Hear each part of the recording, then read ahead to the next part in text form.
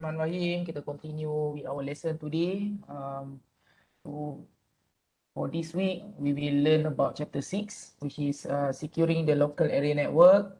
Okay, so sebelum-sebelum ni kita dah didedahkan macam mana kita nak securekan infrastructure. So maksudnya kalau kita ada router, kita ada switches. So macam mana kita nak make sure yang the router dengan switches tu has been configured securely. So maksudnya tak adalah orang boleh brute force ataupun orang boleh buat apa ni ICMP punya flooding, DDoS attack, dan juga kita securekan kita punya traffic. So di mana kita menggunakan firewall ataupun IPS. So kalau kita nak tengok, kita boleh filter out. So mungkin kita tak nak bagi server kita untuk access kepada luar. So kita boleh apply that dekat firewall ataupun kita boleh menggunakan access control list. Ataupun kita ada IPS kalau kita nak tengok any weird behavior kan. So kita dah belajar ada different type of anomaly. So bila kita tengok ada pelik-pelik ni, dia cakap okay, tak sepatutnya device dekat subnet ni untuk access device dekat certain subnet. So itu adalah anomaly. So kita boleh flag dia ataupun kita boleh block dia menggunakan IPS. Okay, so sekarang ni kita akan bincangkan pula macam mana kalau kita nak securekan host yang terletak dalam our local area network. So boleh jadi host tu macam printer, boleh jadi juga workstation, laptop ataupun maybe a small server. So mungkin ada some colleague dia kadang-kadang dekat satu department tu dia akan ada network area storage, NAS. Kalau mungkin kat sini pernah dengar tak pasal NAS? Network area storage. Pernah. Kan dia kadang-kadang kalau rumah kamu kan, mungkin parent kamu ni agak tech savvy. So mungkin um, banyak movie so mungkin your family suka tengok movie, so dia selalunya your father atau mother dia beli NAS, so dia cucuk dekat network tu, so semua orang boleh access movie tu kan. So sama jugalah konsep dia dekat corporate punya environment. So kadang-kadang ada certain department tu dia perlukan tempat untuk simpan semua data-data PDF, so selalunya dia orang akan ada NAS lah. Okay. So kita tengok dulu, nanti kita akan tengok first introduction sikit, endpoint security. So kalau endpoint security ni selalunya kita akan bincangkan berkenaan dengan host punya firewall ataupun anti malware macam antivirus, kita install Kaspersky ke apa kan. Ataupun kita juga akan tengok layer 2 security threats. So mungkin dekat switches tu macam saya pernah terangkan dulu dekat dalam lab, kalau dekat switch kita tu bila kita configure switch dekat kita punya company, contoh kalau kita tak put any port security dekat switch tu, orang boleh suka hati, paling common orang buat adalah contoh dekat asrama, contoh mungkin siapa yang duduk dekat asrama ada satu LAN port tu kan. So LAN port tu bila connect dekat laptop dapatlah internet, boleh access internet. Tapi mungkin you guys bila kawan-kawan datang, you guys ada idea. Boleh tak internet tu nak share ramai-ramai guna wifi kan? So adalah orang lain, adalah kawan yang lain akan bawa access point yang illegal. So dia akan cucuk kat LAN port tu, dia buat bridging kan. So sekarang ni satu LAN port tu ramai orang boleh access. So itulah paling common orang buat. Dekat dalam company pun sama kan. So nak memburukkan keadaan, dekat dalam bilik tu ada dua LAN point yang sama. Kan dia akan cucuk kat switch yang sama. So boleh pula yang yang connect dekat LAN point dekat satu tu dia akan connectkan pula dekat access point yang sama. So jadilah layer 2 punya loop. Tu lagi problem. So bila berlaku loop, so akan berlaku broadcast storm dalam network dalam kita punya layer 2 punya network tu. So dia bukan efek saja network connection dalam bilik tu. Habis satu asrama tu yang semua connected dekat switch yang sama tu, semua tak boleh ada access ke network. Yang tu lah so we try to avoid that. So boleh tengok nanti ni ada, kita akan tengok sikit Cisco punya endpoint solution, AMP lah senang cerita. Ni adalah Advanced Malware Protection. Senang cerita dia macam anti malware macam Symantec antivirus tu, tapi ini produk Cisco lah, of course Cisco punya syllabus. Dan juga Cisco NAC punya authenticate. So senang cerita this is Cisco ICE punya solution lah. Tetapi selalunya dalam corporate environment orang memang tak pakai lah Cisco punya NAC. Selalunya orang akan pakai Active Directory, Microsoft Active Directory selalunya lah.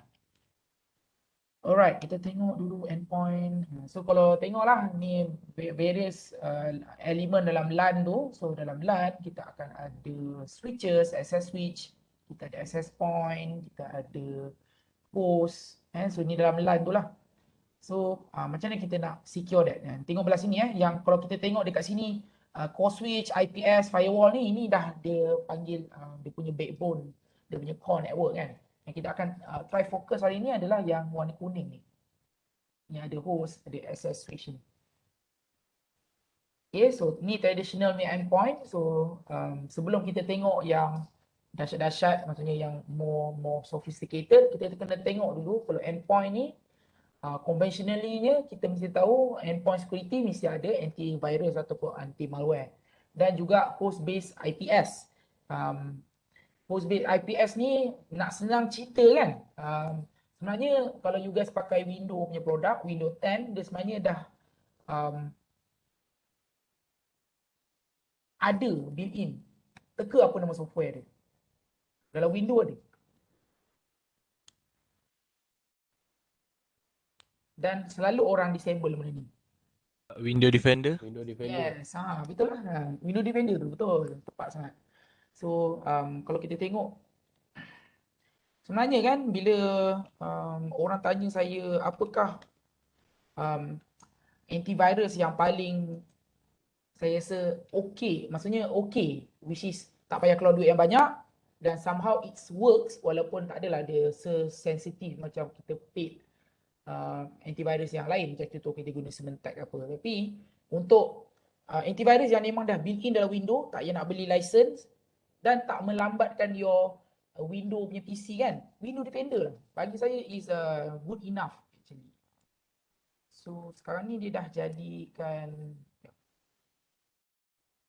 sebenarnya dah ada ni. So please jangan disable lah. So kalau you guys tak ada beli antivirus yang luar pun, actually Windows Defender is good enough provided that you are constantly updating the signature. So dalam Defender ni ada signature dia. So tak perlu nak beli Kaspersky and everything.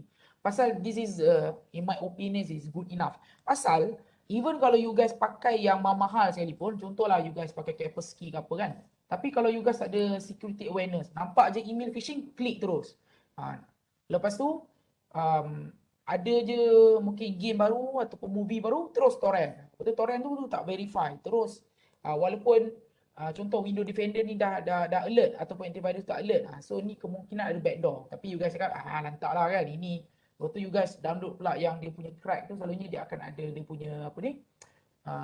Dia akan macam ada satu simple server untuk dia jadikan key server dalam you guys punya. Tu basically adalah backdoor.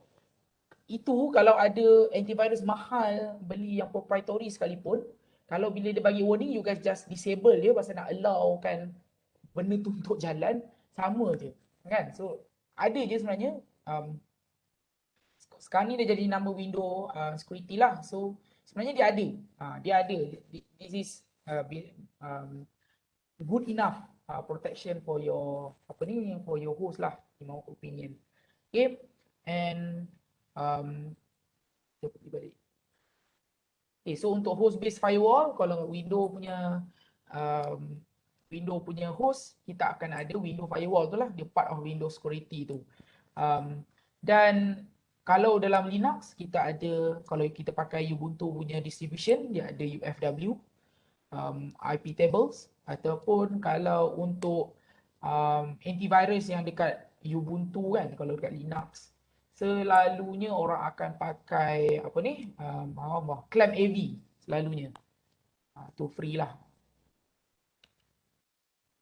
Okay, borderless network, so maksudnya apa? So sekarang ni agak sukar kita nak limitkan kita punya user, contoh kalau dalam corporate environment, our staff punya devices. Pasal sekarang ni dia ada konsep of bring your own devices. So maksudnya staff akan bekerja daripada mana-mana dan juga akan bekerja daripada mana-mana devices. Kita memang tak boleh nak avoid that trend. Takkanlah kita nak cakap, okay, kalau nak pergi kat company ni hanya boleh guna laptop ni saja.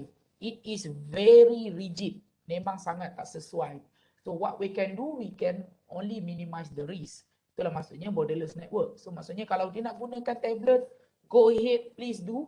Tapi bila nak connect dalam corporate punya network, make sure yang dia ada fulfill all the security requirement. Maksudnya kena ada password, kena ada ni, baru dia boleh connect network. Contoh. Ataupun kalau dia nak access sensitive information dekat dia punya devices, macam company punya email, banyak company sekarang dia ambil approach di mana dia install MDMA punya client, di mana kalau untuk staff tu nak boleh buka email company dekat dia punya tablet ataupun dekat dia punya smartphone, dia kena install satu apps. Apps ni dia akan scan dulu tablet ataupun smartphone staff kita tu. Dia nak make sure yang all the policy required by the company is being fulfilled. Contoh, smartphone dia mesti ada pin lock satu. Lepas tu smartphone dia mesti tak ada backdoor punya software pasal dia akan scan. Lepas tu dia mesti ada enable encryption on this encryption. Contoh, bila dah ada tick all that, barulah bila dia nak buka email tu, barulah company punya email server tu boleh accept connection. Memang ada. Mostly company besar ni macam tu. Dia ada MDA punya software macam tu. Memang dia akan install dekat staff punya. So selalunya staff dia akan complain lah. Dia akan cakap, mana boleh ini breachkan our privacy. But selalunya kalau macam company saya kerja dulu, macam dengan I remember Cisco, bila saya tak install MDA punya software tu, dia memang tak bagi saya untuk buka email ke apa. So dia akan menyusahkan saya. Bayangkan setiap kali kalau saya nak check email, saya kena pergi office ataupun buka daripada laptop company, which is payah kan. So eventually saya macam okey lah, tak apalah, bagi je lah. So masa kita ikut je apa polisi yang dia nak, as long as polisi tu kita ikut, kita boleh buka email company dekat phone kita. So bila saya dah berhenti kerja, saya dah just download, saya just remove lah software MDA tu. So saya dah tak boleh access lah. Macam tu lah. So memang ada, solution tu memang banyak. Right, alright. So this is post malware attack question. So contoh kalau berlaku lah mungkin attack yang berlaku kat dalam network company tu, so selalunya bos akan tanya apa tau. Kalau contoh berlaku ransomware punya attack, so dia cakap okay, daripada mana ni, siapa yang hantar, macam mana ransomware tu boleh berlaku, so apa sistem yang kena ransomware, apa yang kita boleh buat untuk avoid this. So kena prepare all this. So kita kena ada logging punya mechanism, kena log. Contoh kalau memang berlaku ransomware punya attack, make sure that all the network log is available, dan kalau berlaku ransomware pun dia tak boleh nak ada lateral movement. Kalau dalam cyber security dia punya term dia lateral movement, maksudnya dia tak boleh spread kepada network-network yang lain. Dia hanya been contained dalam network tu. So kena ada and all of that. So in order to provide host-based protection, macam tadilah ada anti-malware, spam filtering, URL filtering, blacklisting ataupun DLP. DLP ni pun famous juga. DLP adalah satu software yang make sure yang all the confidential data dia akan tag data tu dan akan bagi tahu ini confidential. Dan kalau contoh kalau kita copy kan, dia akan prevent kita dari copy ke pendrive ke apa. Memang ada. Ni data loss prevention punya software ada kan. Ni agak quite mahal juga. Okay, so kalau modern punya security solution, of course lah Cisco akan cakap dia punya AMP lah, ISA, Network Access Control, WSA ni semua Tapi anyhow, jangan limitkan your thinking only that Cisco yang somehow ada the best solution ke apa kan, atau vendor ni. So kita tak boleh, kita kena neutral. So anyhow, there is many other solution out there, but we need to see the pro and cons baru kita pilih untuk letak dalam kita punya corporate environment. Okay, hardware and software encryption of local data. So kena juga, kalau dekat Windows pun dia sebenarnya ada dia punya built-in software. Siapa kat sini boleh teka apa nama software built-in untuk on disk encryption ni? Siapa boleh teka? Local. Macam apa? BitLocker kan? Betul, BitLocker. So untuk Windows Home version dia tak ada features BitLocker, tapi kalau untuk Windows 10 Pro dia ada kan. So kalau macam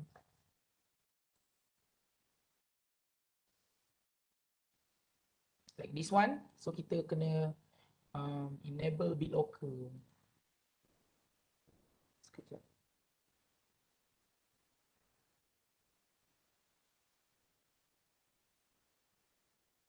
Yep, this one.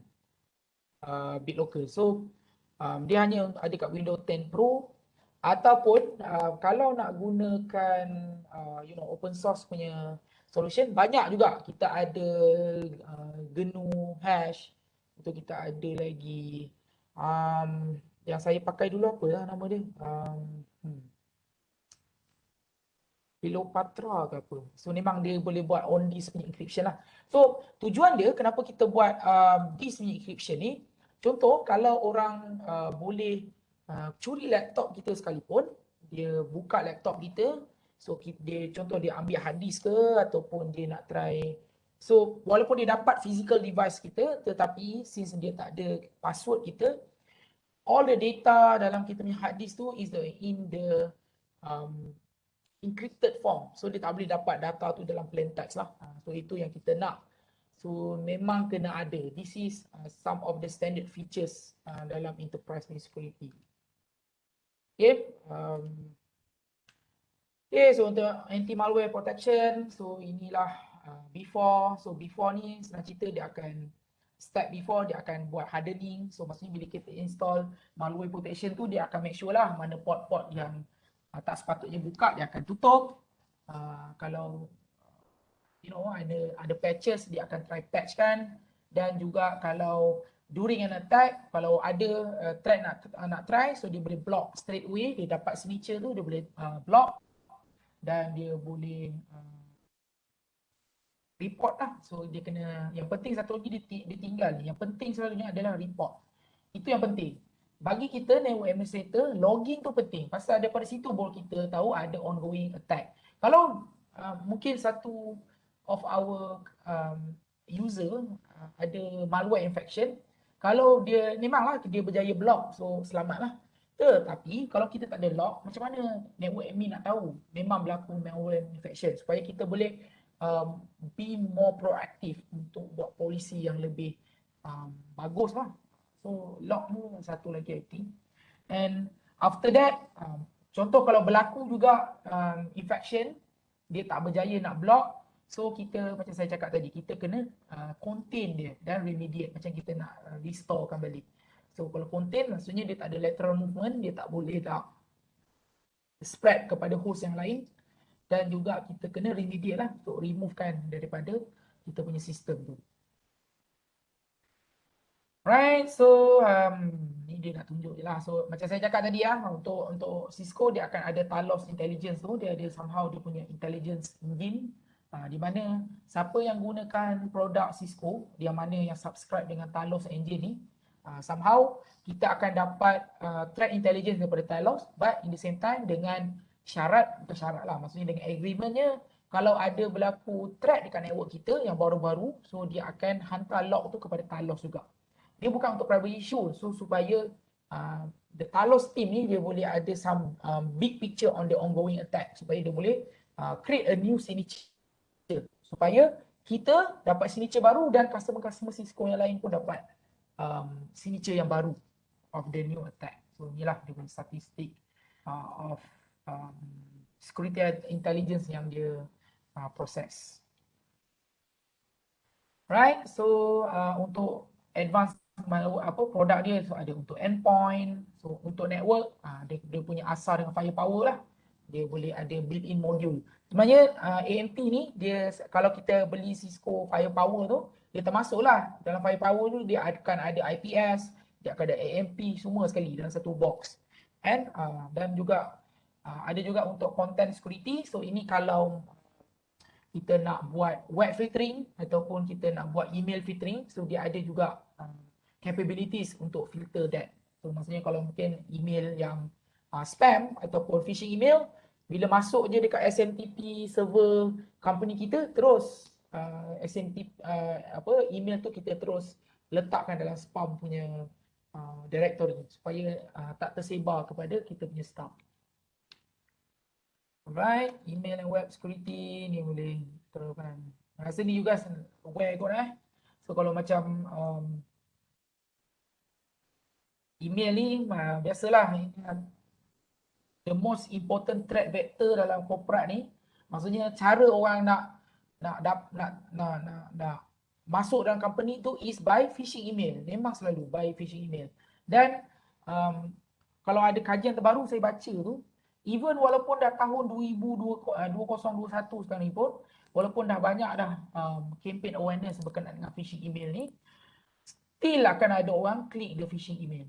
Pasal phishing email tu dia jadi lebih convincing kadang-kadang daripada lembaga hasil luar negeri lah, apalah. So dia tukar taktik tu supaya orang akan klik juga dia punya email tu, supaya dia buat lagi tempting untuk orang try tengok kan. So bila once kita klik, habislah kan. So kena ada all the email security tu, but at the same time kena ada campaign kesedaran. Itu yang penting. Tak kisahlah sistem kita buat canggih mana pun, sophisticated mana, ada firewall, IPS, ada content filtering, everything, tapi kalau user kita ni macam jenis nampak apa klik, betul pergi tengok pula video-video yang tak sepatutnya dekat tempat kerja, betul dia download daripada torrent site, Pirate Bay, everything, download software pirate, tak guna juga pasal that is the weakest link lah dalam kita punya network. Okay.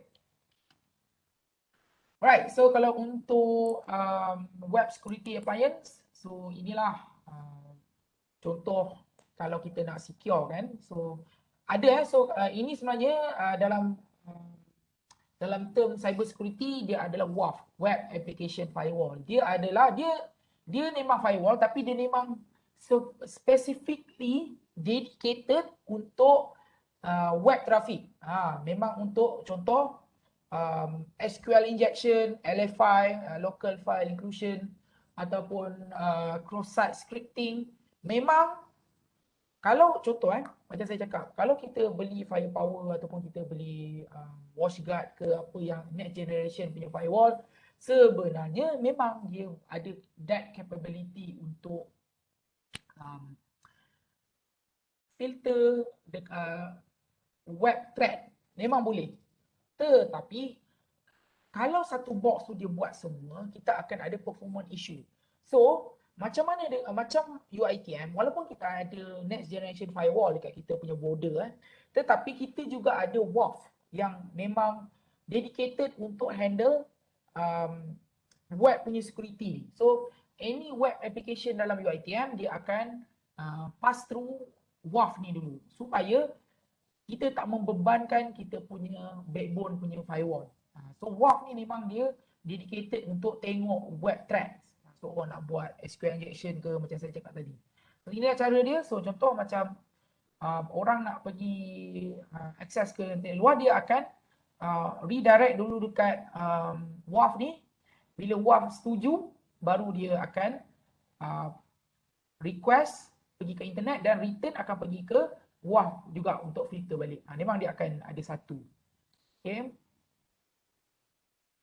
Terusnya, slide banyak lagi ni. Saya cepat je boleh Boleh sir, no problem. Boleh sir. Boleh. Alright. So nanti yang later on tu kalau ada yang tak faham boleh tanya saya, can stop me. Ataupun mungkin boleh nanti tengok slide saya atau tengok balik video saya ni. Okay, so another one is network access control lah. Network access. So maksudnya contoh kita nak ada apa ni, kita dekat kita punya workstation tu, kita nak make sure workstation tu hanya pekerja yang sepatutnya sahaja boleh gunakan. Ataupun printer. Printer kita nak cakap okay, untuk print hanya executive level saja yang boleh ada access untuk print.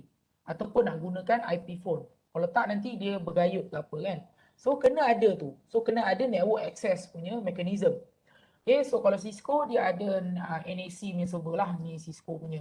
So kalau sekarang ni namanya Cisco ICE, kan. Tapi kalau dulu mungkin, yelah sekarang ni dia panggil dia NAC. Tapi basically kalau yang baru basically Cisco ICE, ISE. Intake. Cisco ICE. Tapi anyhow sekarang ni kalau kita tengok most of the company dia akan gunakan Windows punya AD. Active Directory lah.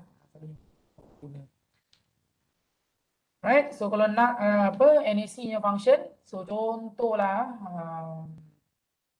ada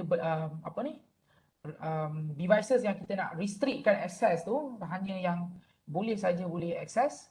So macam tu lah, nampak tak? Ada switches, betul, ada router, ada IP phone, printer, macam-macam. Memang kita boleh buat network access devices. So again dia perlukan dia punya credential punya server lah. So dekat sini yang dia akan ada username dan password, dan dekat situ dia akan ada dia punya polisi lah. So maksudnya untuk user ni boleh access ni ke tak. Memang kena ada. Ni adalah basic dalam any enterprise punya company. Dan bila you guys kerja nanti jadi cyber security engineer, one of your task memang kena set up this access control ni, device access control punya mechanism ni. Okay. Right, so ni Cisco punya, kita boleh skip. Alright, so untuk gas pula, selalunya ini kita akan buatkan untuk lobby punya akses. So contoh dekat company tu ada vendor luar ataupun ada tetamu luar datang. So dia still, tetamu luar contoh dia tunggu kat lobby, dia still nak ada wifi access, mungkin dia nak browse internet. So selalunya kita kena ada buat lah. Dia akan ada satu gateway, bukan gateway lah, maksudnya dia connect dengan access point tu, dan kemudian ni dia akan ada satu login page. Dia akan register dulu, letak nama, letak apa semua, baru kita boleh bagi dia akses kepada internet. Tapi kita tak akan kita akan separate kan dia punya trafik. Dia tak akan campur trafik dia dengan trafik dalam LAN yang lain. Dia hanya boleh akses internet saja. Kalau tiba dia boleh access dalam, habislah. Hacker basically jangan datang dekat lobby company, masuk wifi, register, dapat hack pula company kita. So tak boleh lah. So kena ada polisi yang boleh restrict. Kalau gas punya account, apa yang dia boleh access? Selalunya orang akan bagi wifi access untuk access internet saja. Itu je selalu. Right, so nak profiler, so ni Cisco punya lah. So profiler ni dia nak dia boleh very granular punya ni. So dia boleh cakap lah IP phone ni siapa boleh pakai, kalau ada printer siapa boleh pakai. Dia ada profile, setiap daripada user account tu dia ada profile, dan apa boleh guna dan tak boleh guna. Macam tu lah. Ni Cisco punya solution lah So ini just for your information je lah. Okay. Right, so sikit lagi nak kita pergi layer 2 security consideration. So nak rehat dulu ke?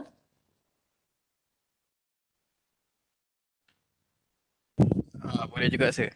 Okay, kita rehat dulu. Pasal ini dia heavy sikit. Pasal ini dah, ini memang you guys kena tahulah. Pasal ini adalah you guys kena securekan switch. Ini sebenarnya dekat dalam lab kita dah buat ini, tak silap saya masa sisi lab kita minggu ketiga tak silap. Kita dah buat benda ni sebenarnya. Kita dah buat benda ni. Cuma saya akan terangkan balik. So ini penting So ini basic untuk layer 2 security. So kita rehat dulu, nanti kita akan bincang lebih lanjut.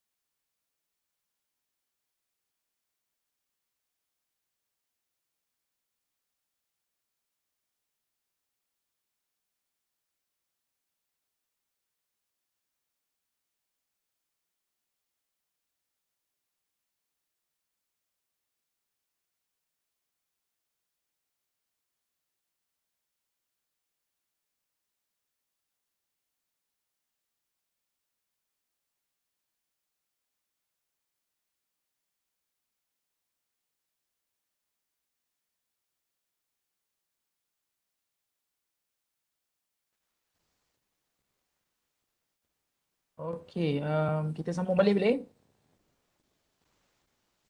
Boleh sir, boleh. Boleh saya boleh. Alright, so untuk layer 2 security ni, so apa yang kita akan bincangkan adalah first, apa tu layer 2 punya vulnerabilities, dekat mana yang dimaksudkan dengan layer 2 the vulnerabilities tu, and that is what we call as CAM table overflow attack. So senang cerita, this is dia apa, DOS attack lah, kan. So kita akan tengok dia apa dia, dan kemudian kita akan tengok port security untuk kita mitigate CAM attack, VLAN truck security, DHCP snooping dan untuk elakkan DHCP attack. Okay, dynamic up inspection untuk mitigate up attack dan juga IP source guard untuk mitigate IP address spoofing lah. Okay, kita go through dulu. So, first, untuk layer 2 punya vulnerabilities ni adalah what been meant by layer 2 punya vulnerabilities adalah di layer 2 tu, dekat data link layer, ataupun kalau dalam TCP IP punya adalah dekat also data link layer. So this one, di mana most of the corporate environment dia either layer 2 dia selalunya dia akan menggunakan Ethernet, bukan Ethernet lah, Ethernet, dan juga wireless Ethernet menggunakan AP tu kan. So untuk this layer 2 punya protocol is used for the host to be connected to the network. Contoh, host dia nak connect kat network, dia akan connect kat dalam satu switch. So communication between the host dengan switch dan switch ke switch yang lain tu, itu selalunya dalam Ethernet punya protokol. Okay, so layer 2 protokol ni dia ada inherent weaknesses lah, pasal protokol Ethernet tu sendiri tak ada built-in security mechanism. Dia tak ada, memang dalam dia punya standard tu any security punya apa ni lah, any security punya mechanism ataupun dia define dalam header tak ada. So memang sebagai vendor, sebagai Cisco ataupun sebagai network engineer, memang kita yang kena set kan untuk make sure that the layer 2 punya network tu is being run securely. So ada banyak, so kita ada CAM table attack, VLAN attack, DHCP attack, ni common lah ni, ARP, address spoofing ataupun STP. STP ni spanning tree, dia akan buat looping dalam kita punya network. Nah, ni adalah denial of service punya attack juga. Okay, so kita first tengok CAM table attack. So, untuk pengetahuan you guys, any layer 2 devices, switches ataupun layer 3 switches, dia akan ada satu CAM table. CAM table ni dia akan simpan maklumat MAC address, destination port and all of that. So, supaya bila maklumat ni ada dalam switches tu, so contoh dapat frame daripada host A. So based on apa entry dalam CAM table tu, dia akan buat decision untuk forwardkan dekat port yang mana. Dia macam routing table, tapi dia bukan routing table. Kalau routing table kita ada IP address, lepas tu kita ada apa lagi? Kita akan ada NetShop. Tapi untuk layer 2 kita akan ada CAM table, di mana dia akan ada MAC address dan port mana yang dia akan forwardkan. But macam mana juga routing table, CAM table ni dia simpan di dalam memory, dalam running memory. So setiap network devices dia akan ada dia punya limited number of entry yang boleh dia simpan. So contoh kalau dekat switch tu dia akan hanya ada 1 gig of memory. So kemungkinan dia hanya boleh simpan 1 million record. So dia ada limit dia kat situ. So of course bila dia ada limit, hacker akan try untuk DOS attack dia. So mungkin dia akan try dia akan generate MAC address tu kan. Dia akan generate banyak. Walaupun dia tak ada, dia just spoof dia. Dia buat banyak. Contoh 001 111 222 333. So dia saja je dia hantar, dia nak penuhkan kita punya CAM table tu sekian.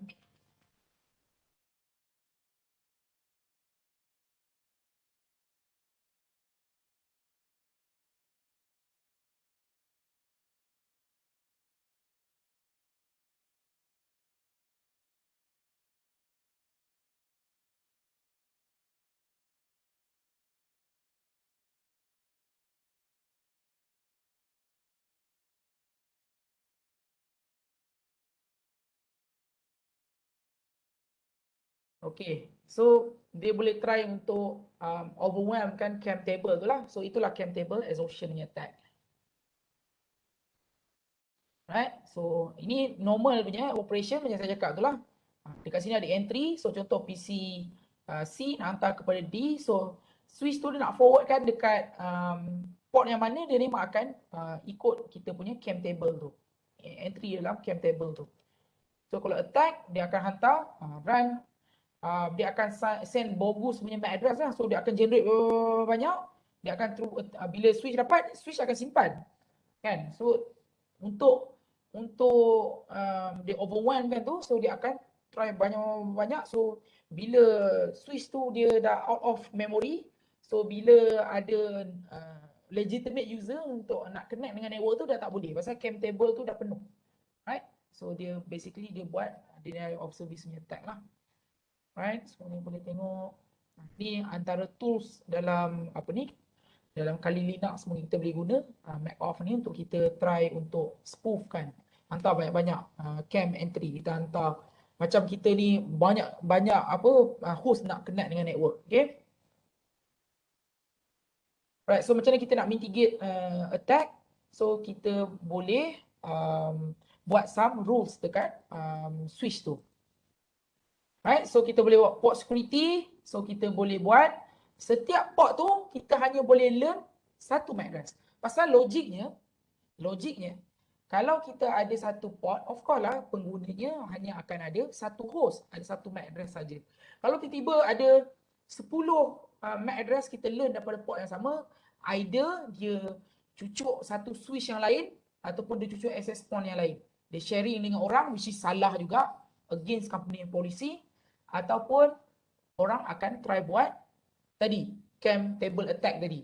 Dia try 10 banyak. So untuk avoid this, juga dah buat dalam lab ni di mana kita enable port security, dan dekat sini kita setkan dekat sini dia punya maximum number of MAC address dia boleh learn dalam sini. Dan kita boleh set juga dia sticky. Maksudnya untuk first time orang connect laptop dekat situ, dia akan learn MAC address tu, dan bila orang connect device lain ada MAC address lain, dia dah block MAC address tu untuk avoid cam table attack. So kita akan enable port security, ada MAC address, port security maximum value, dan juga kita akan buat MAC address sticky supaya senang bila first time orang connect laptop, dia akan simpan maklumat tu. So bila dah simpan, bila ada laptop lain ke apa ke orang try nak buat cam attack ke apa, tak boleh. Ada MAC address lain daripada MAC address tu, dia akan block. Okay, so itu cara kita nak secure kan. Memang boleh. Ni benda ni juga saya buat dalam lab dulu. Dan bila ada security violation, so kita boleh set untuk dia either paling yang strict adalah kita block. Maksudnya kita shut down. Kita shut down port tu. Kita tu shut port automatically. Ataupun kita boleh restrict, maksudnya kita terus tak forward traffic, tapi kita akan create syslog. Ataupun tapi kita tak shut down port tu just kita block dia saja, ataupun kita boleh buat protect. Kalau protect ni kita tak buat apa tapi kita hanya lock sahaja macam tu. Alright, so dan macam tadi kita ada sticky tadi tu. So of course kita punya port security tadi yang MAC address tu, kita walaupun dia dah learn first time, so kita kena set aging lah. So kalau kita punya aging tu terlampau lama, kita buat sebulan. So maksudnya port tu hanya satu laptop dalam sebulan hanya satu laptop saja boleh connect. Yang lain tak boleh pula. So janganlah terlampau strict. So kita boleh set pula time. So mungkin kita set port ni hanya boleh learn dalam satu hari hanya satu MAC address saja. So mungkin esok kalau ada staff lain pula nak gunakan port tu, keesokan harinya bolehlah dia connect dengan laptop dia first time sticky, dia learn MAC address tu dan dia akan hold untuk satu hari. So untuk satu hari laptop ni saja boleh pakai. Esok laptop lain pula boleh. Itulah, so kita boleh set. We have that option and we can do this using Cisco punya switch. Okay, so untuk IP phone pun sama. IP phone ni selalunya kalau dekat company yang set up, satu table tu dia akan ada satu LAN port. Tapi of course lah kita kena ada IP phone satu nak kena pakai, satu lagi kita punya workstation. So macam mana pula kan ada satu port je. So selalunya macam ni. IP phone tu, most of the IP phone yang macam Cisco ke ataupun orang selalu pakai Avaya lah. dia akan ada satu bridge port. So maksudnya IP phone tu akan connect dekat switch, komputer tu akan connect dekat IP phone. Tapi dia macam bridge saja. So of course ada dua MAC address kan. So kita akan ada IP phone punya MAC address dengan PC punya MAC address. So dekat switch kita tu kita kena set dia maximum number. Of course lah kita kena allow lebih daripada satu. Kalau tak nanti IP phone bila IP phone boleh connect, PC tak boleh connect pula. Ataupun kalau tiba PC boleh yang dia learn, IP phone boleh tak boleh pakai. So kena set lah kan dia punya maksimum tu mesti lebih daripada satu lah. Ni dia buat 3. So mungkin ada nak cucuk lain pula dekat IP phone ni kan. Ada soalan tak setakat ni?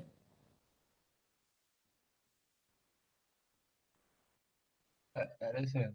Tak ada Sir, So Tak pakai. IP tu benda apa, sir? macam mana? Sorry. IP phone tu benda apa, sir? Okay, kalau sorry, minta maaf ya. Terima kasih tanya. IP phone tu internet protocol phone. Kalau dekat kalau macam dekat rumah you guys tu kan, kalau telefon you guys tu, you guys akan pakai telefon yang apa, dia punya kabel tu kecil kan, dia pakai RJ11 punya port tu. Dia untuk telefon tu yang traditional punya. Tetapi kalau dekat company punya setup selalunya IP phone tu dia akan connect yang network. Dia memang ada LAN cable dia akan cucuk dekat IP phone. So bila kita buat phone call tu dia akan pergi ke satu IP phone punya gateway. Dia ada satu server dia. Dia akan terima call kita baru dia akan forwardkan kepada luar. Senang cerita, kalau you guys call center kan, ada tak perasan tak ada nombor extension tu? Bila staff tu ada nombor extension. Okey, kalau nak call ni, call lah nombor extension dia. Lepas tu nanti bila staff tu tak angkat, dia akan bunyi macam on hold please. Lepas tu ada bunyi-bunyi lah apa kan. Sir, Itulah. Kira- Memang kat corporate-nya dia akan ada IP phone yang tu. sir, kiranya IP phone ni VoIP tu asal kan? VIP, sebenarnya IP phone tu, Okay. dia adalah device yang dia punya cara dia nak communicate dengan server dia tu, dia guna VIP. Voice over IP, betul. So nama device tu orang panggil IP phone lah. Dia bukan pakai telefon biasa macam apa ni. Memanglah nanti bila kalau you guys kerja nanti, memang one of the your guys punya kerja memang nak set IP phone punya network. Dia ada separate network untuk voice punya ni. Okay? Yes, sir. Alright. Tapi sebenarnya macam mana nak cakap ikut pengalaman lah untuk pengetahuan, since dia adalah still gunakan internetnya protokol tu kan, sebenarnya kita boleh ramai jugalah staff yang bijak. Sebenarnya dia guna, walaupun network IP phone tu untuk telefon, tapi sebenarnya dekat benda yang sama tu kita boleh gunakan IP phone punya emulator. Maksudnya dekat kita punya laptop tu kita boleh set software, so kita join VLAN untuk IP phone tu. So senang cerita dia nak bypass. Selalu macam ni. Kalau kita laptop kita connect dengan LAN port yang biasa, dia akan bagi kita VLAN untuk internet. So bila kita masuk ke VLAN internet tu, dia punya polisi tu of course lah untuk company punya polisi. Maksudnya kalau kita nak browse internet yang contohlah kita nak buka Pirate Bay ataupun kita nak buka macam 9gag, Facebook, mungkin company tak bagi buka Facebook kan. So kalau kita pakai dekat LAN port yang biasa tu kan, dia akan LAN port yang biasa kita akan dapat VLAN yang biasa, internet biasa tu. So kita akan ada company punya filtering lah. So tak boleh lah kita buka Facebook ke apa. Kalau orang yang tahu, dia akan try lah. So dia tahu IP phone punya VLAN tu, VLAN selalunya orang akan letak VLAN 99 contoh. So dekat komputer tu, dekat laptop, dia boleh make sure yang traffic tu dia akan masuk ke VLAN 99. Dia akan modify header, header dia punya internet header ada, dia ada tool dia. So senang cerita kita boleh join IP IP phone network tu. Dan kalau dekat VoIP-nya gateway tu, dia akan ada access kepada internet.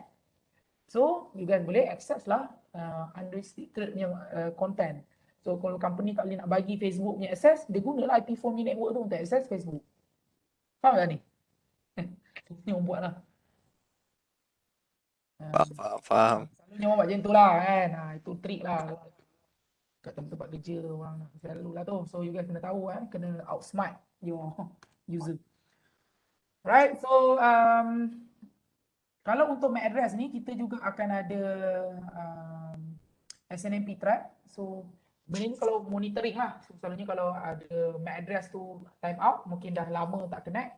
So mungkin workstation tu tercabut, so kita nak alertkan kita punya network monitoring system, ada juga. Setiap kali MAC address tu mungkin ada violation ataupun mungkin dah lama tak ada ni, so kita boleh alert kita punya network monitoring system.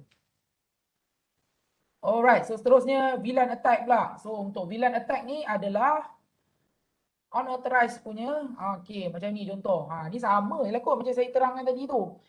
Dia kan dalam network kita takkan ada 2-3 kabel tau. Selalunya dia akan ada satu kabel, so kita akan trunking dia. Dia ada satu dia ikut VLAN kan, dia separatekan ikut VLAN.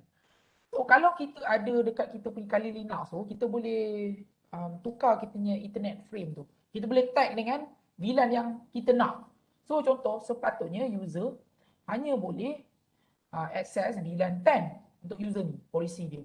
Tak sepatutnya dia boleh access VLAN 20 ni punya domain. So apa dia buat? Dia tukar kan? Pasal apa yang halang dia bertukar kalau kita tak ada macam mana? Kita tak ada mechanism nak avoid that. Kalau kita tak ada setting any polisi, dia boleh je tukar. Mula sepatutnya dia dapat VLAN 10, dia tukar je dia VLAN 20. So dia dapatlah access VLAN 20 punya data. Faham tak?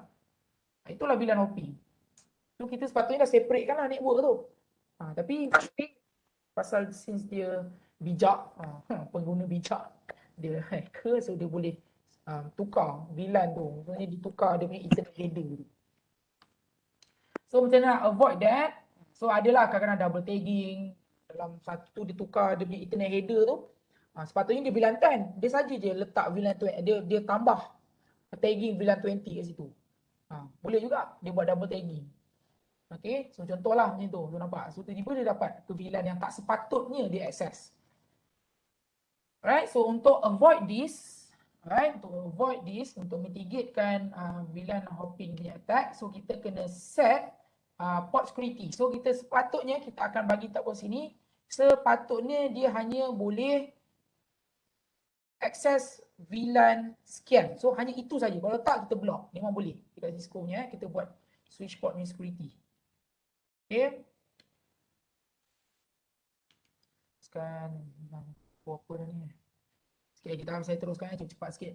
Okay, seterusnya adalah DHCP attack pula. Okay, DHCP attack ni macam saya pernah, tak tahulah saya bagi tahu dalam lab lagi tu. Somehow DHCP ni adalah protokol di mana bila orang connect dekat dalam network kita, so komputer tu untuk pengguna baru lah. So komputer tu tak ada IP address apa. So dia connect dengan LAN port tu, by right dia akan dapat IP address yang sepatutnya.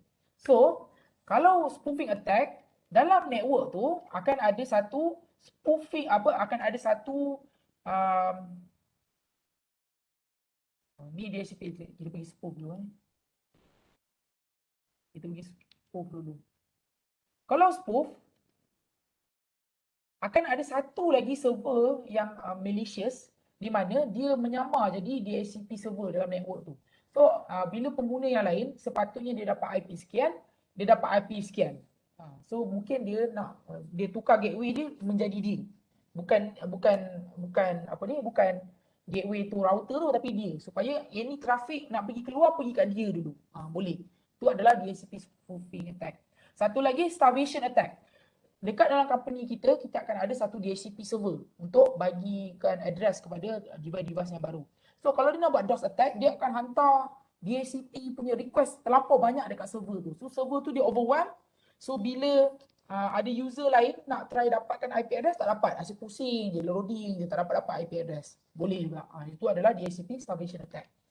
So in order to avoid that, kita boleh juga untuk buat. So kita dekat dalam Cisco punya devices tu, dekat port tu kita boleh enable DHCP snooping. So kalau kita tengok sini, bila kita enable DHCP snooping, dia ada limit rate. So contoh kalau orang nak try, selalunya orang akan hantar DHCP-nya paket dalam 2-3 kali. First DHCP discovery, lepas tu DHCP reply, acknowledge. Dia tu rate dia. Kalau orang try nak buat starvation attack, dia akan hantar banyak kan. So bila lebih daripada 6 dia akan drop. So kita boleh kena set. Kita boleh set that. Dan satu lagi kita boleh buat DHCP snooping trust. Satu lagi snooping trust ni maksudnya dekat port tu, contoh ada satu port tu dia akan connect dengan satu DHCP server, contoh FA01. Ini adalah legitimate DHCP server. So kita akan buat dia sebagai trusted port untuk DHCP. So bila kita dapat DHCP server punya paket dekat sini, dia can allow. Kalau dekat port lain yang kita tak set dia sebagai trusted, kita akan block. Pasal switch detect. Dekat port contoh FA02 tak sepatutnya dapat DHCP server punya paket, tak sepatutnya. So maksudnya dia nak try spoof. So kita avoid that, kita boleh gunakan DHCP snooping punya mechanism, IP DHCP snooping trust. So kita hanya bagi port FA01 ni saja untuk dapat traffic daripada DHCP server yang legitimate. Kita kena set lah. Okay, so itu tadi untuk avoid DHCP starvation dan DHCP apa ni? Apa nama?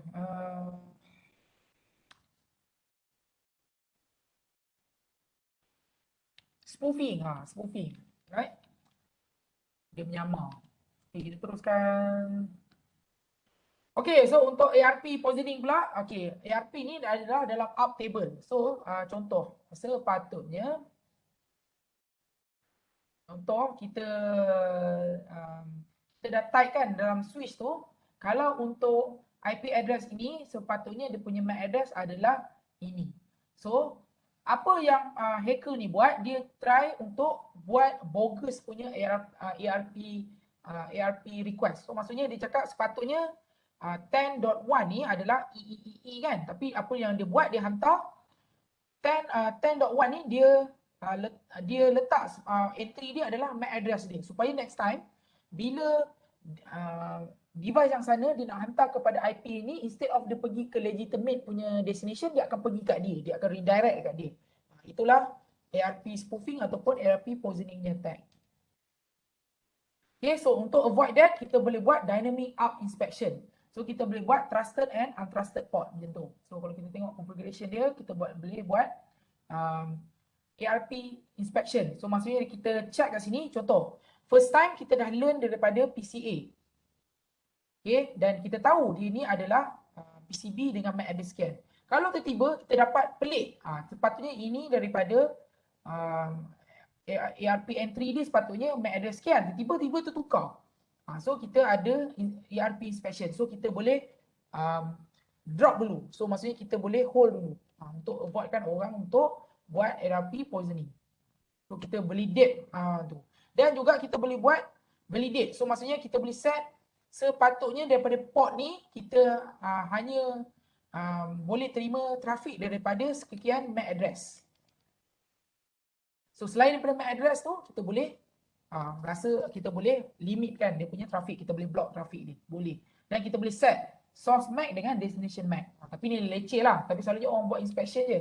Kita just enable inspection ni, ARP inspection ni, kita tengok any macam pelik. Kalau tiba tukar ni, so nanti switch dia akan limitkan sekejap benda tu. Baru dia allow balik supaya dia menyusahkan attacker untuk buat ARP poisoning tadi. Tapi kalau betul-betul nak super secure, kita memang statically kita tulis kat situ, okay, kita nak learn kat sini source MAC dia mesti ni, destination MAC dia mesti sini je. So tapi payahlah, ini macam very rigid. Okay, kita kena check source destination IP tu setiap kali. So very rigid lah. Kalau nak buat pun kita kena ada some network automation punya tools lah. Kena ada script kot nak buat.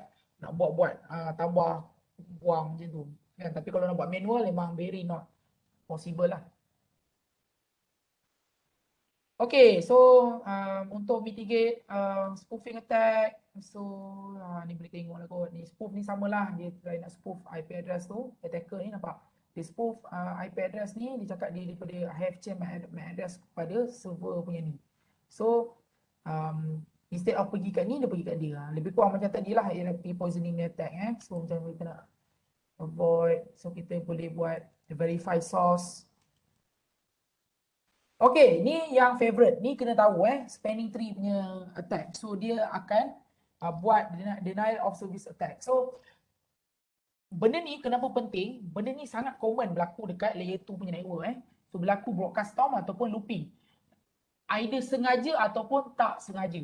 Kalau tak sengaja, kadang-kadang bila terlampau banyak kabel atau port kan, kita salah cucuk port. Port ni sepatutnya pergi ke switch ni, tapi kita loopkan kepada diri sendiri. Ataupun kita pergi letak dekat satu devices yang tak ada spanning tree punya protokol. So dia akan berlaku loop. Ataupun memang hacker purposely nak bring down the network, dia saja introduce the loop tu. Sepatutnya dekat sini jadi root bridge. Kan, ini ingat balik yang you guys belajar spanning tree protocol kan, dia akan kat sini akan jadi root bridge, lepas tu dia akan kira kat sini jadi root port semua kan. So apa hacker boleh buat, dia try advertise BPDU punya update, BPDU punya packet tu untuk dia haywirekan root root punya ID tu supaya sepatutnya kat sini jadi root bridge, dekat sini pula jadi. So dia cuba nak ubah benda tu supaya dia haywire calculation of spanning tree dalam kita punya network tu. Okay.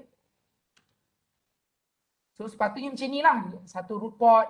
So alternate port ni selalu kita akan block supaya kita nak avoidkan loop. Supaya any path, contoh macam PC1 dia nak pergi ke PC4, dia hanya ada satu path saja pergi sini, nampak?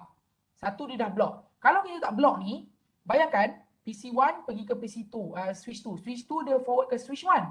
Tiba-tiba switch 1 dia forward kat sini, dia patah balik. So jadi looping lah situ kalau kita tak block. So memang kita kena block satu. That's why spanning tree ada. Untuk avoidkan looping.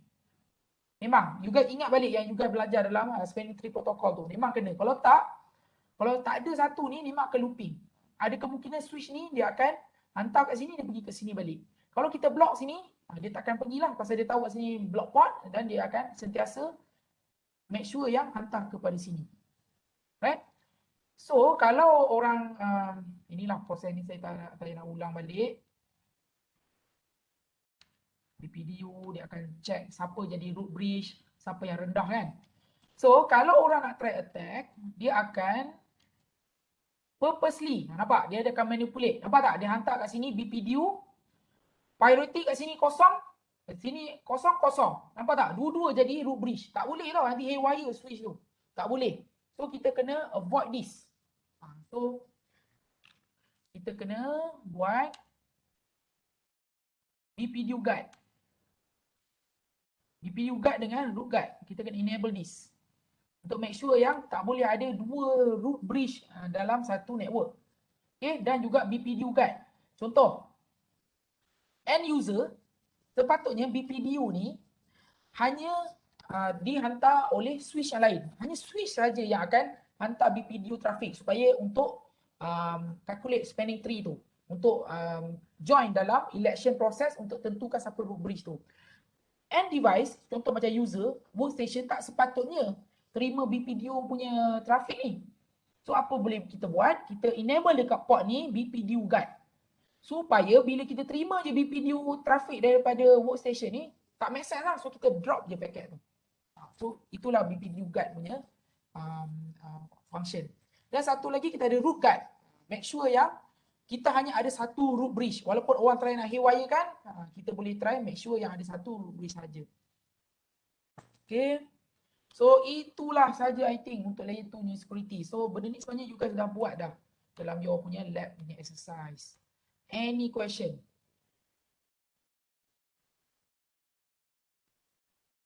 Any question from you guys?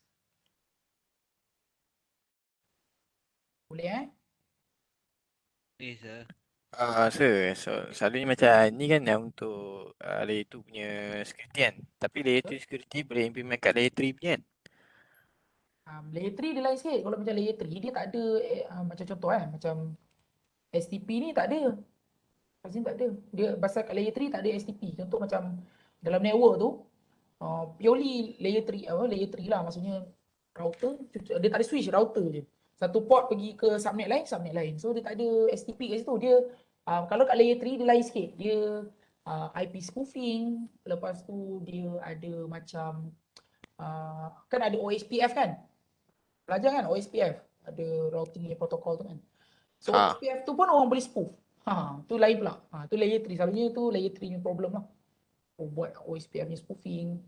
Dia lebih kurang tapi dia bukan macam ni lah. Ni memang layer 2. Ni spesifik untuk layer 2 punya network. Oh, okay. Thank you, sir.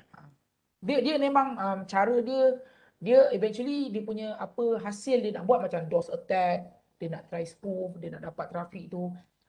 Goal dia sama, tetapi kalau untuk layer 2 lain caranya, layer 3 lain caranya. Pasal layer 2 dia akan ada STP, dia ada apa ni, ARP table kan. Tapi kalau dekat layer 3 dia lain pula. Walaupun konsep dia sama, contoh nak DOS attack, dia nak overwhelmkan memori apa memori router tu kan. Tapi router dia tak ada cam table, dia panggil routing table. Lain sikit walaupun konsep lebih kurang, tapi lain, memang konsep dia lain. Layer 3 lain konsep dia. Okay.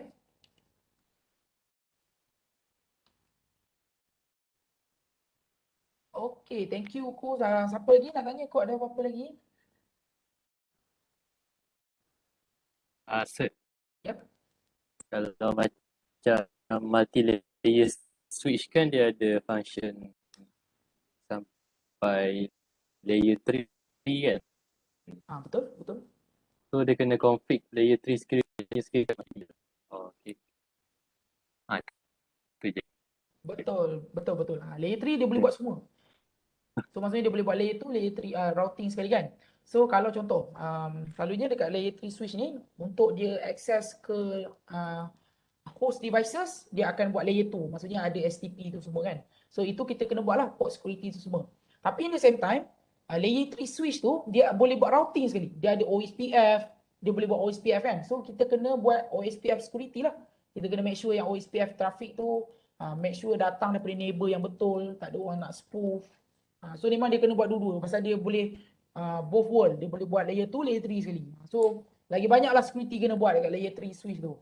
Betul, betul. Memang standard. Selalunya orang gunakan layer 3 switch ni dekat data center. Pasal orang tak naklah ada 2-3 switch kan, dia nak satu converge semua.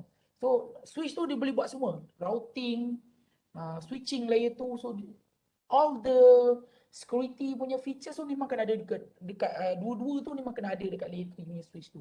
Dan that's why layer 3 punya switch lebih mahal dan dia punya capability lebih bagus dan dia ada lebih banyak resources. CPU lagi power, dia punya memory lagi besar supaya dia boleh support all that. Okay? Oh, faham sir. Thank you. Memang betul ada tu. Okay, apa lagi? Sir, yang daripada yang attack daripada awal sampai habis yang seterangkan tu, itu untuk layer 2 je ke? Ni mostly yang saya terang ni layer 2. Kalau yang awal-awal tadi tu ini semua layer 2 macam dekat switch lah kan, ada STP, lepas tu DHCP, ni semua layer 2 punya ni. Tapi awal-awal tadi tu yang saya terangkan untuk macam malware tu kan, malware tu dia application, dia layer 7. Macam orang nak buka web browsing. Yang awal-awal tadi tu. Oh, yang pasal WAF WAF, web kan, orang nak web, tu orang nak email, itu application layer lah. Itu layer 7. Tapi benda tu kan orang guna dekat dekat kita punya end devices kan. So macam workstation kita tu, kenapa kita belajar layer 2 dengan tu sekali pasal contoh workstation dekat company kan. So kan laptop tu dia akan connect dekat switch. Kan nampak layer 2. Tetapi dalam tu dia akan ada walaupun dia ada IP layer 3, tetapi contoh dia nak web browsing, dia nak buka email kan tu semua dekat layer 7. Tu awal-awal tu gitulah. Dia tak jadi lambat rasa kalau ada WAF, lepas tu ada firewall lagi, tak jadi lambat Dia tambah macam mana? Dia betul good question. Dia akan tambah, dia panggil latency. Pasal setiap bila contoh kan, dah lah dekat switch, bayangkan dekat switch tu ada port security kan, dia ada buat ARP inspection pula. Lepas tu bila datang kat switch dia pergi kat router. Router tu ada ACL pula, dia tengok pula paket tu. Lepas tu dia pergi pula dekat firewall ada filter. Tu firewall akan pergi kat WAF pula kan, dia akan tambah lah. Tetapi selalunya modern device dia laju, dia proses tu laju. Walaupun ada increase latency, contoh kalau tak ada apa-apa mungkin kalau kita ping ataupun browse tu mungkin hanya mengambil masa 2 atau 3 milisecond. Tetapi pasal kita ada added security, ada firewall, ada WAF tu semua kan, mungkin akan tambah 5 milisecond. Total just 8 milisecond. still acceptable. Tak ada orang rasa lambat kan. Untuk end user dia tak rasa sangat pasal dia still within dia millisecond. Tapi sebenarnya ada. Kalau you guys try nanti, kalau mungkin ada nantilah kalau you guys kerja ke FYP ke, boleh try satu router tu tak ada ACL, langsung tak ada apa-apa IPS ke apa, terus forward, dia punya ping tu mungkin rendah, tiba bila ada akan jadi tinggi lah. Pasal ada end devices tu bila dia dapat paket tu dia akan pegang, dia akan proses dulu. Bila dia pegang proses tu walaupun dalam millisecond, tapi dia akan tambah lah millisecond tu. Pasal dia ada ambil masa untuk proses tu. Boleh tak? Okay, faham sir. Memang dia akan ada masa lah. Kita akan, macam you guys, siapa kat sini guna VPN? Ada tak? Ada pernah guna VPN? Pernah. Guna. Perasan tak? Kalau contoh, you guys start on VPN. So selalunya dia akan direct kan. Dia mungkin you guys tengok kat situ latency dia mungkin 5 millisecond. Bila you guys on VPN, kena pergi dia encapsulate paket dalam VPN tu, dia pergi kat VPN server. VPN server buka, baru dia boleh pergi ke network luar. Network luar kena pergi VPN server dulu. So nanti bila you guys tengok ping tu, kalau tanpa VPN 5 millisecond. Ada VPN jadi 12 millisecond. Tambahlah kan. Tapi adakah you guys rasa macam slow sangat? Tak kan? Dia Tak still ada lambat acceptable. sangat. Okay tak? Boleh kan? Macam tu lah. Thank you. Alright. Dah pergi?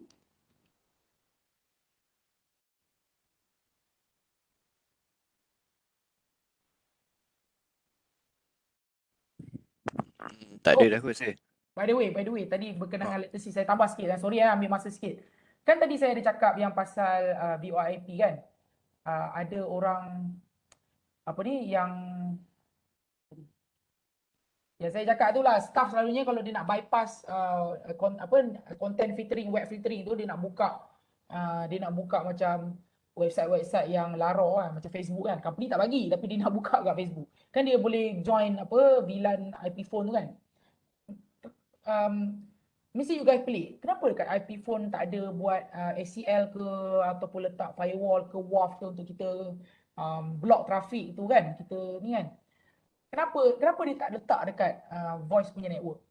Ada satu berita ke? Kenapa dia tak letak security mechanism semua? Dia kurang lah security mechanism kat voice tu. Nanti suara tak jelas. Nanti delay. Yes, pasal delay. Pasal telefon dia sangat sensitif. Kalau voice tu, kalau kita web browsing tak rasa, tapi kalau dekat IP phone, kalau kita latency tu tinggi, dia akan jadikan jitter tinggi. Jitter ni maksudnya variation, maksudnya kita punya latency tinggi rendah tu dia terlampau tinggi. So bila jitter, kita cakap tu tersekat-sekat. So pasal dia dekat dekat VIP network tu dia kurang sikit letak IPS. Memang dia takkan letak pun. Dia akan paling kuat dia letak ACL, Access Control List. Lain tu tak letak. Tak adanya dekat dalam VIP network ni orang letak IPS. Tak ada. Orang tak buat. Macam itulah, right? Alright. So kalau tak ada apa lagi, then okay lah. So saya tangguhkan kelas kita dengan tasbih kifarah dan surah Al-As.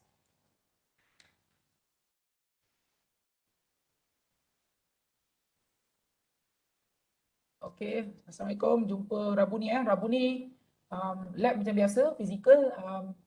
Group 1 datang fizikal, grab lah. Group 2 online lah, hybrid. Okay, Assalamualaikum. Jumpa Rabu ni. Waalaikumsalam.